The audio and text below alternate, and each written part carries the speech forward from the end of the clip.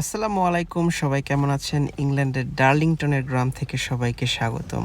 এই গ্রামটা আপনাদেরকে দেখাবো, মানে ইংল্যান্ডের একটা সুন্দর একটা নিরেট গ্রাম।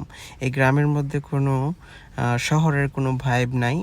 সো ইংল্যান্ডের প্রকৃত গ্রাম বলতে যা বোঝায় এই ভিডিওতে আপনারা তাই দেখতে পারবেন। ডার্লিংটন হচ্ছে ইংল্যান্ডের নর্থ ইস্টে একটা শহর, সেখানকার একটা গ্রাম। আর এটা পড়ছে আপনার সান্দারল্যান্ড, নিউক্যাসল ওই সাইডে। তো খুবই সুন্দর এবং প্রাকৃতিক দৃশ্যে ভরপুর একটা গ্রাম। চারিদিকে শুধু সবুজ, গাছপালা, পাহাড় পর্বত, গরুর ফার্ম, ভেড়ার ফার্ম, সমস্ত সব কিছু নিয়ে এই গ্রামটা। গ্রামের যে সাধারণ জীবনযাত্রা, এখানকার গ্রামেও তার কোনো ব্যতিক্রম নাই। এখানকার মানুষ 90% মানুষ দেখা যাচ্ছে যে গ্রামের ফার্মিংয়ের সাথে জড়িত।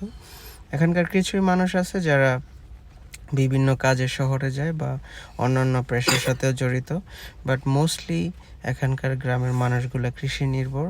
তারা কৃষিকে লালন করে, তারা কৃষিকে ভালোবাসে। সেটা দেখলেই বোঝা যায়। এত পরিপাটি ক্লিন করে রাখছে যে দেখে অসম্ভব ভালো লাগে। এই যে পাশ দিয়ে যাচ্ছি, আপনারা দেখতেছেন ভেড়ার খামারটা। ঘাস গরুর মানে ঘাস খাওয়ার জন্য ভেড়া মাঠটাকে সুন্দর করে ক্লিন করে রাখছে। এখানে কোনো আগাছা নেই, শুধুমাত্র ঘাস রয়েছে যেটা কিনা ভেড়া খাইতে পারছে সুন্দর করে। গরুর ফার্মগুলোও একই রকম। এখানকার গরুর ফার্মগুলো অনেক বড় বড় হয়। গরুর ফার্মগুলা মিনিমাম 50টা থেকে 100 থেকে শুরু করে গরুর ফার্মগুলো হয়। এখানে বিভিন্ন রকম ইভেন 1000-2000 গরুরও ফার্ম রয়েছে, 5000 গরুরও ফার্ম রয়েছে। তো গ্রামের মানুষজনের জীবনযাত্রার মানও অনেক বেশি। এখানকার মানুষজন শহরের মানুষের মতোই বসবাস করে।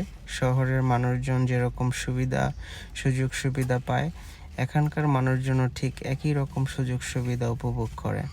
তারা গ্রামে রয়েছে মনে করে যে বাংলাদেশের মতো গরিব, অসহায়, মিসকিন, এরকম আসলে না। এখানকার মানুষজনের, গ্রামের মানুষের যথেষ্ট টাকা পয়সা রয়েছে এবং শহরের সো কল্ড মানুষ যেরকম টাকা পয়সা ইনকাম করে, তারা কৃষিকাজ থেকে করে এর থেকে ভালো ইনকাম করতে পারে। দেখতে পাচ্ছেন অপরূপ সুন্দর গ্রাম।